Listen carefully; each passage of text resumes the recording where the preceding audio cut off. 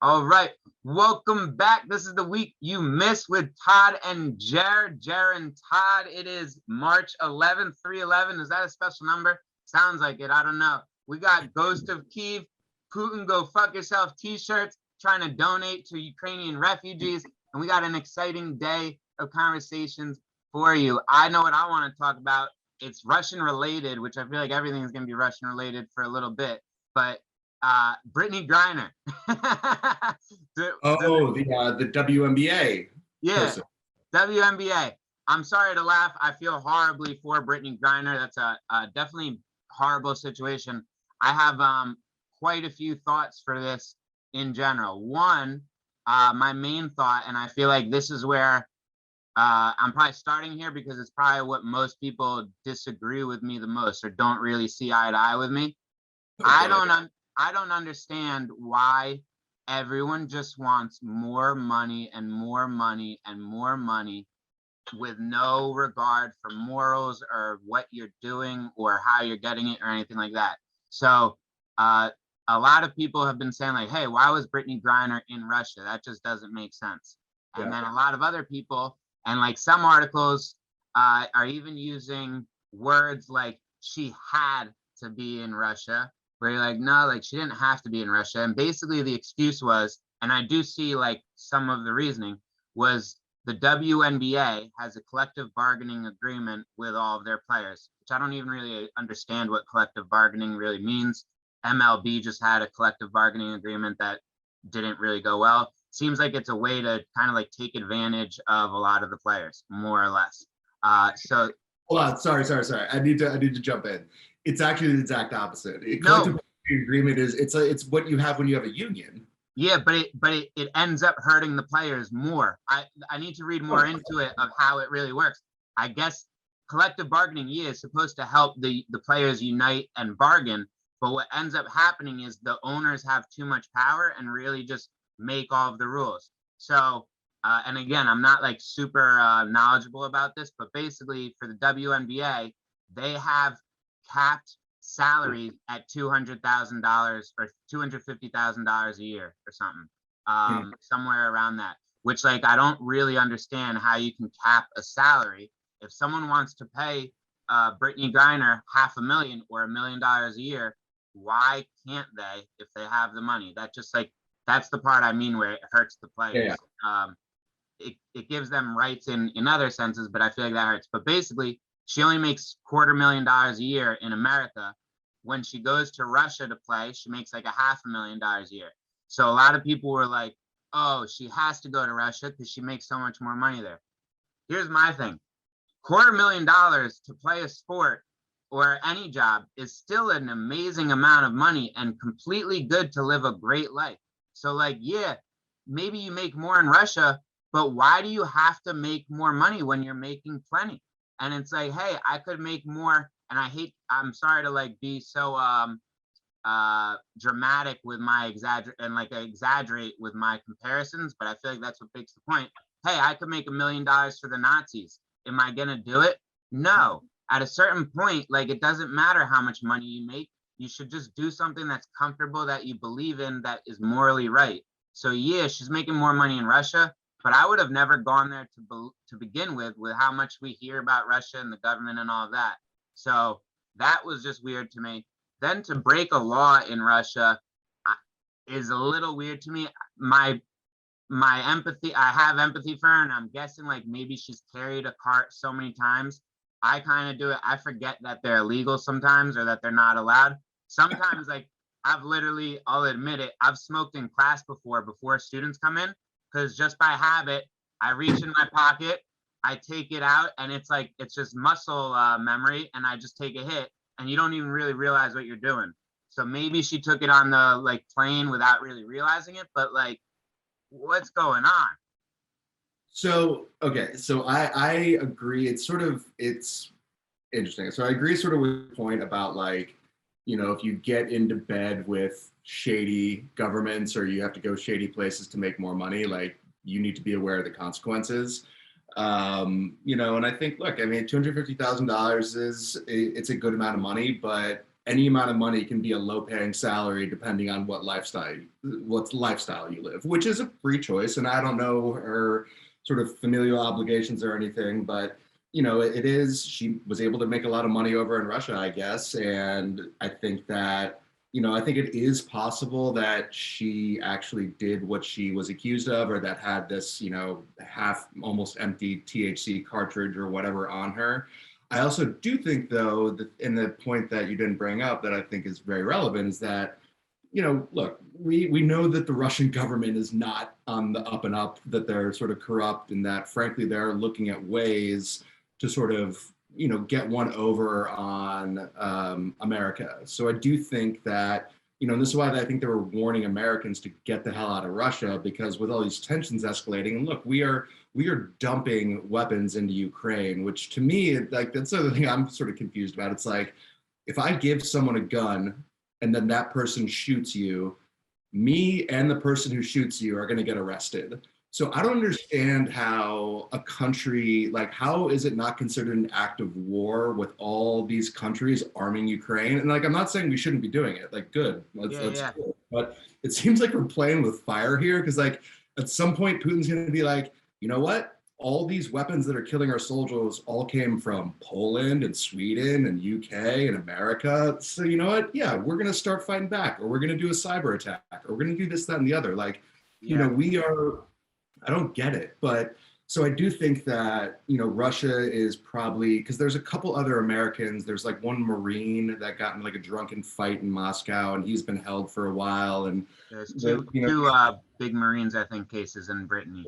And the wide speculation that I read, or the couple of pieces I read on it, is that Russia is holding them for basically like a spy exchange, or to be able to get something from them, which is just like such a Cold War throwback. So here's what's interesting is, like, we just got actually a Russian spy who was working in the government, some woman, last week, which like makes me think, did we get her so that we have a pawn in the negotiation process as well? Because like, I can't imagine we didn't know about this spy for a while. It seems like a wild coincidence that we just caught a spy the week that Russia invades.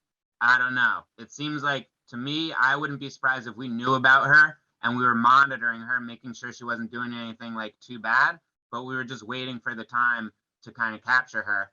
Maybe it was for Brittney Griner, or maybe for another negotiation piece, but I definitely believe that Brittney's a negotiation tactic for sure. Yeah, and I think, and look, I am no expert. I've never been in the military. I've never been in intelligence services or anything. You're from Texas. You have guns. Oh, this is true. But, I read a lot of spy novels. And again, I am not saying this makes me like an expert on anything, but a lot of, when governments sort of know someone is spying, you don't necessarily want to immediately arrest them, because if you keep watching them, you can see, okay, well, we knew this person's doing some shady shit, but they're probably interacting with other people. Obviously, it would be good of us to find people. So you sort of let them operate, or you start feeding them information that is sort of sensitive enough that it will be of interest to someone, but maybe isn't actually really that damaging if it gets out, to try to sort of like flush things out. Right. So I do think that, we could have been watching this spy for months or years, and sort of, trying to map out who else, the network she had built.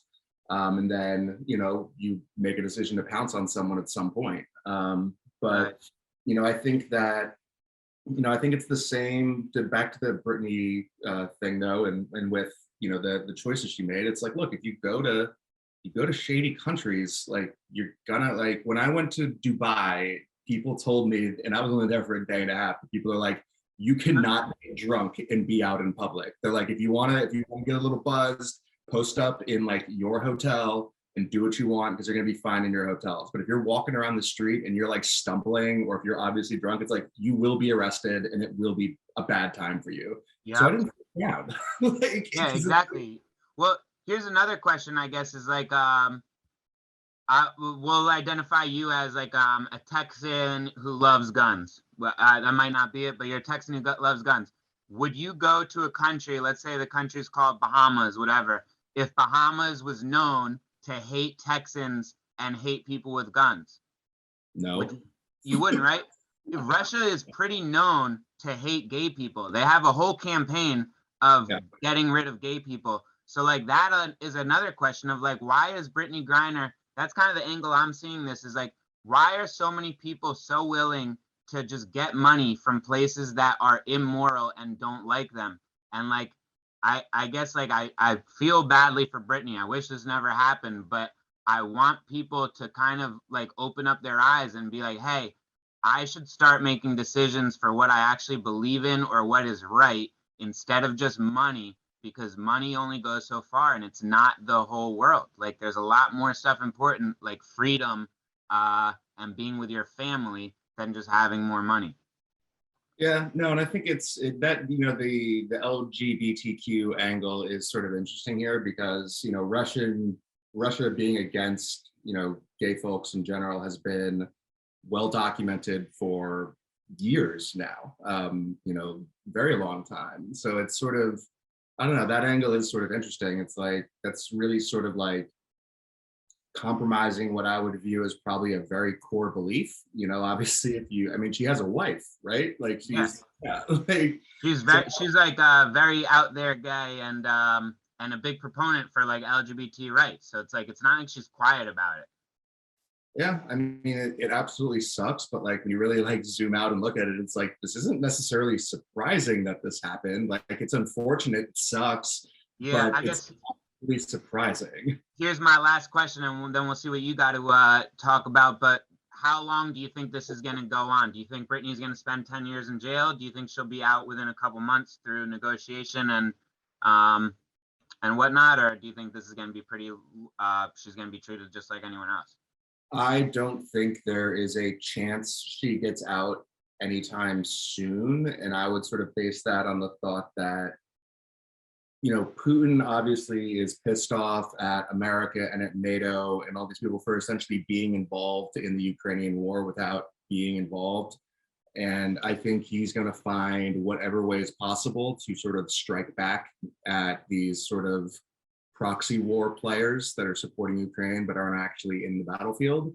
Hmm. And so yeah, I think it could be until the Ukrainian stuff calms down. I don't think there's probably a chance because I think that look, I know governments obviously are big, massive bureaucracies, so people can handle things. But my whole thing would be like, hey, we've got a war going on. We're not really concerned about one of our prisoners. Like, when the war ends, we'll talk about, a prisoner exchange or releasing her or her getting an appeal or whatever. Right. But if I were in the Russian command and control or like the government, I'd be like, yeah, we don't. She's a prisoner. She broke our laws. She got sentenced in our court systems. She knew exactly what the deal was, and Yep. yep. And you might think it's strict, but these are our laws, and that's that. And so yeah, I don't think she's going anywhere anytime soon. Because I think at this point also that America certainly probably can't be seen to be giving anything to Russians, even if it helps her. I think that's the other thing. It's like, if it came out that Brittany got freed and then it was like, and we released 2 spies, it would just be like, oh, look, America's doing deals with Russia, these murderous monsters, da da da Right. da. So the optics right now are just not in a place that would allow for any type of like prisoner exchange or anything like that. And I don't think, and Russia's obviously not going to just be like, oh, we messed up, she's free, go home. Like Yeah, that's not happening. I guess I'm worried that she gets like actually like killed or like gets tortured or something and they escalate it. But I kind of agree with you. I don't think she's getting out. I just hope that she's like treated like a prisoner and not like tortured or anything because I'm sure Russia has some pretty wild tactics. And I think generally speaking, I don't think they like torture in the sense of like strapping you down to a bed and like shocking you kind of thing, but like the torture of being in a Russian prison that is just sort of like the baseline standard of Russian prisons would be torturous for the average American and probably average worldwide human. It's Yeah. like shit conditions. It's not going to be good. It's going to be a terrifying situation because you're there. I don't know if she speaks Russian or not, but either way, it's going to be a very, very uncomfortable experience.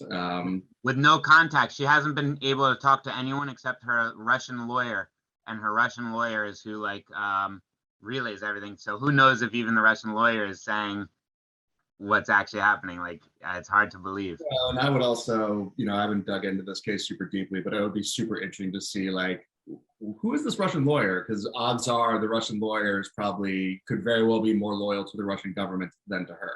Oh, Like, without doubt. Without doubt. You can't go against the Russian government. You'll get killed. Like, so what do you got for us, Todd? We're going to pivot away from Ukraine because I feel like it's everything been done. Because I think a big story happened yesterday, or came to a conclusion that I've just found hilarious from the jump. Esteemed Frenchman Jussie Smollett was sentenced yesterday. So Jussie Smollett, Wait, he's French? No, it's a allusion to Dave Chappelle had a bit about, like, you'll hear about this Frenchman Jussie Smollett. But so I think the thing with him, it's like, as soon as his story came out being like, yes, I was walking at 3 a.m. in Chicago in 20-degree weather when I was attacked by a band of MAGA hat wearing white racists who threw a noose around me and poured bleach on me. It's like, as soon as that story broke, any person who has half a brain was like, something's up here. Yeah, like, exactly. Yeah. Like the first day it came out, people were already immediately. Like, and if you didn't have doubts about that story, and if you possibly believed it, for like, you just aren't paying attention and you don't understand the world. Like, it's, yes, Chicago, an extremely liberal city, is obviously known for its massive white racist republic band. Like, no, come on. At 3 a.m, when it was like, I think it was like negative 20 degrees that day or something. But he got sentenced to 150 days in jail, and then I think a couple years of felony probation, and also ordered to pay some fines and restitution to the city of Chicago and maybe Cook County. But it was funny. He had some outburst after the judge sentenced him. I'm not suicidal, right? Yeah, and it's like, yo, bro, like, you're not Jeffrey Epstein. Like, you're not involved in some, like, conspiracy theory about that involves the world's, like, most powerful people. Like, it was just like, the whole time, this is just such a narcissistic exercise by him to make himself seem more important than he is. Wait. I didn't even understand that. So you think he was saying, I'm not suicidal because he thinks he's going to be killed? Yes. Yeah, obviously. No, that's definitely why he's saying that. Yeah. I didn't even make that connection. I just thought he was crazy, and he was I think he is suicidal because of how much he's screaming that. Like, no, that is, I mean, everything I read, and that was my first thought, was he's saying I didn't even think of that. Yeah, wow. You're right. That makes sense. He thinks he's going to get killed in jail. Dude, do you think he's going to kill himself in jail? I don't know. I mean, I'm sure Cook County Jail isn't a fun place. And I mean, 150 days, basically 6 months. He'll probably get out in like 4 months, and, maybe 3. So I don't know. I mean, I hope he doesn't. I don't want to see the guy die. It would be sad, but it's like, it just seeing the level of, like, oh, and he was also like he was like a couple minutes late for his sentencing hearing, which also did him absolutely no favors. Which, like, my mind was blown when I read that he was late for his own sentencing hearing. It's like, you were found guilty and you show up late, pissing off a judge that basically gets to just dictate what your sentence is based on. The whole thing is wild. And then I mean, I don't know, I guess if you, like, do something, you gotta, like, maintain your innocence the whole time. But, like, I just thought it was weird that his brothers afterwards were like, just kept saying, no, he's innocent, no, he's innocent. And it's like, no, this one was clear cut. He was guilty. Like, yeah, it wasn't close. But, like, most people, as soon as they heard it, were like, this isn't right. Something's off. And then after all the evidence we saw, like, I don't know who, like, the Jussie Smollett, like, truthers are being like, no, it actually was these 2 white MAGA hat wearing, racists. Like, the Nigerian guys came out and said it was us. We got paid. Like, that was all the evidence you really even needed. He paid him with a check too. Hey, Jeremy, if you're gonna do something illegal, do you write a check? Nope. And guess what? You don't use Bitcoin either, because Bitcoin is traceable. You use cash. Use cash. Cash is it's just mind blowing. So what do you think? Do you think he's gonna have a career when he gets out? Do you think he'll ever have another acting gig? I mean, yeah, of course he will. I think he's gonna be considered like, I don't know. He'll continue. Like the thing that was always crazy about this is like Juice. He is now most famous because of this. Yeah, Like, I didn't know him before. he was on like a middling show on Fox called Empire that was like fine. I don't know. I guess He was a Mighty Duck. oh, he was that. I think that was probably like his first acting gig, That right? was his first gig. He was on the team, the Mighty Ducks. He was one of like the supporting roles. Yeah, And he probably should have quit his career then. yeah. On a high note. Yeah. Which Yeah. you know too, that movie had one of the most famous Bitcoin guys in it also. What? One of the Winklevoss? No, the kid Gordon Bombay. So like it's only one little scene where Gordon Bombay is like having a memory of when he was on the good team and he does the triple deke to score at the penalty kick or whatever, penalty shot. And that is Brock Pierce, who is a Bitcoin billionaire now, who also had a pretty wild story. He got accused of like sexually assaulting an 18-year-old man, and yeah, I don't know, like that story is pretty weird. He didn't get really in trouble for it, but it definitely seems like it wasn't nothing. But that was a pretty interesting story. So like that Mighty Ducks cast, what happened there? I don't know, man. But it's yeah, I think it's I don't know. I'm happy this thing came to a resolution. Oh, and the Twitter memes on it are hilarious because all these people are like, it's super sad and I feel bad for Juicy that he's gonna have to be serving his jail sentence with his attacker. Oh, And yeah. That's hilarious.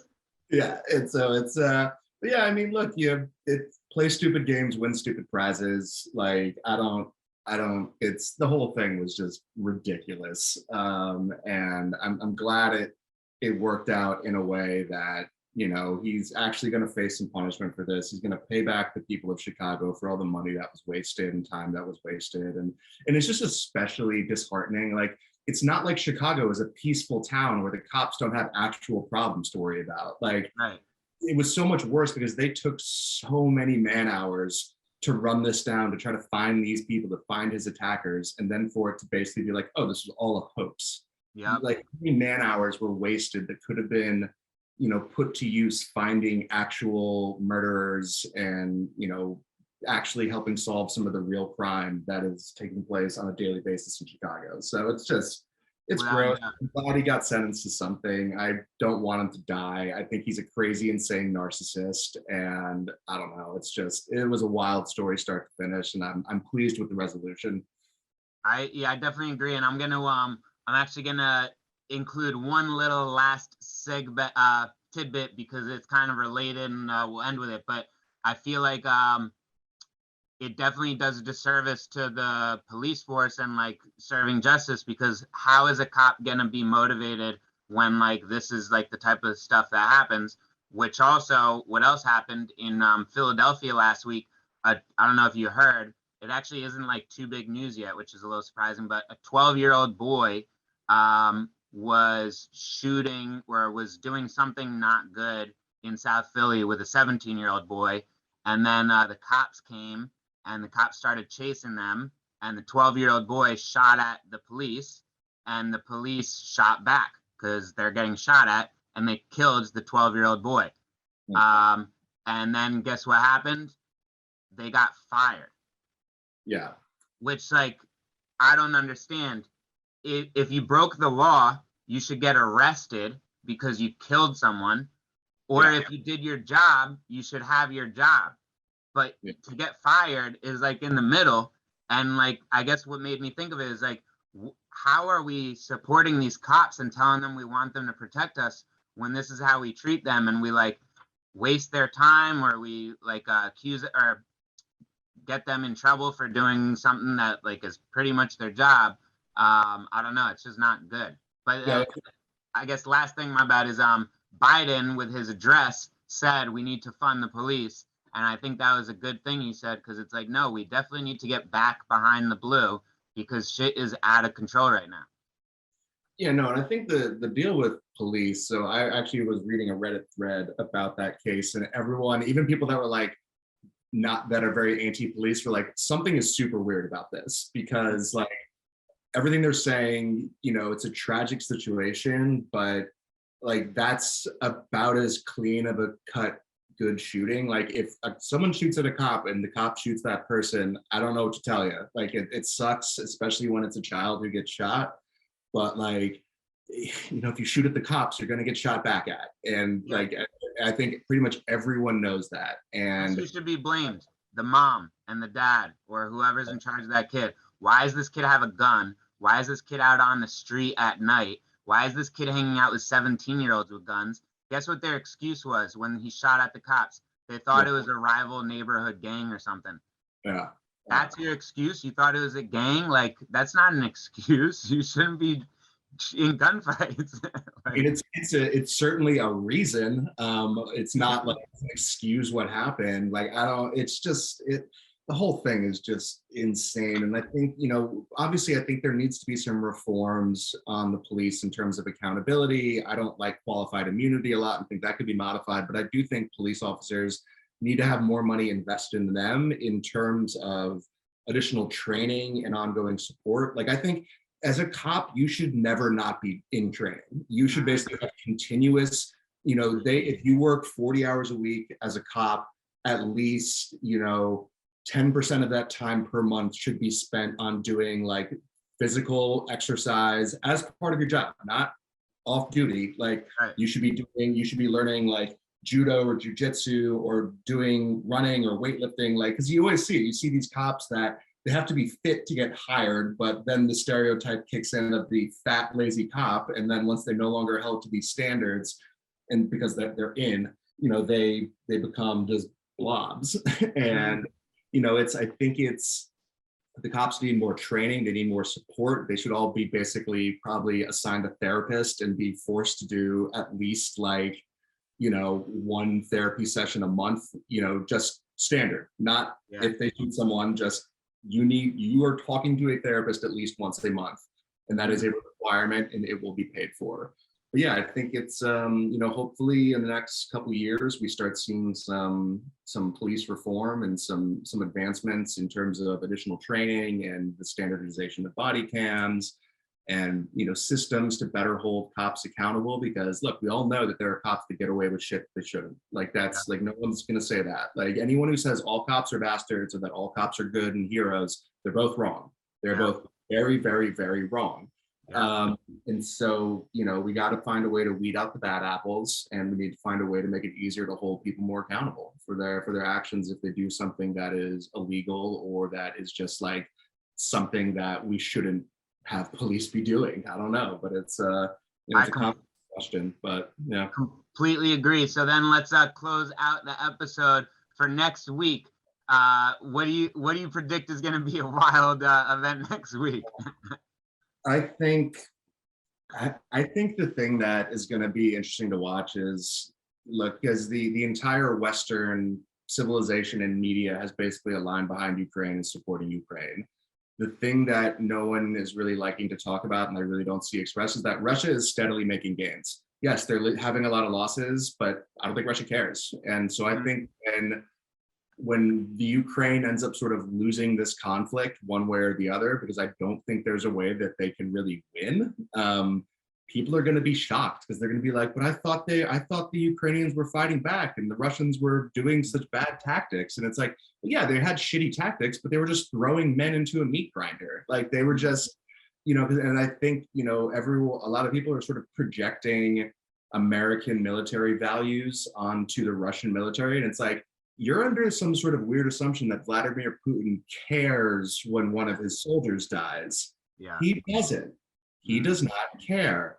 And like, so I don't know, but I think it's going to be a really rude awakening for a lot of people that, don't really understand the actual geopolitics of this, or like the history of Russia and their military. And like, it's going to be rough, but I hope I'm wrong. I hope that the Ukrainians can push the Russians out, and I hope that they get back those breakaway regions if that's sort of what they want, or if that's part of the solution. I don't know, but I think it's there's a lot of sort of expectations around this war that are being built up in a way that I think are going to make a lot of people be very confused by the outcome of this.